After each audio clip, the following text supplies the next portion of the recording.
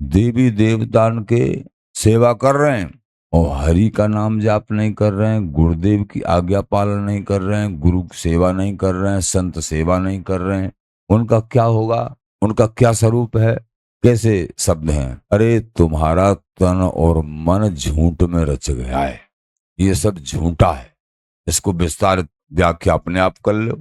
देवी देवताओं की उपासना में लगे रहोगे तो तुम झूठे में लगे रहो। जैसे संसार में इधर लगे रहे वैसे वो झूठा खेल है। भगवान राम को पकड़ लो, भगवान कृष्ण को पकड़ लो, श्री बिहारी बिहार बांके बिहार जी महाराज प्रिया प्रीतम इनके चरण पकड़ लो। अरे इधर उधर क्यों बहकते हो भाई? तुम समझ नहीं रहे हो? बार बार आचार्य चढ़ कह रहे हरि गुरु संग, इनको छोड़ दिया क्योंकि सत्संग नहीं प्राप्त हुआ है उनको, जो मिला उसी में लग पड़े। तन मन रांचे झूठ सो, उनका तन और मन झूठ में रचा हुआ है। सत्य का रास्ता तो उन्होंने पकड़ा ही नहीं 1% भी। तिनके दुख है न अंत, बोले उनको इतने दुख मिलेंगे। अब कोई देवी देवता की पूजा करने वाले हों, उनसे हम कहने लग जा तुमको इतने दुख मिलेंगे जिसका कोई ठिकाना नहीं, तो हमारी बात को सहन कर लेंगे?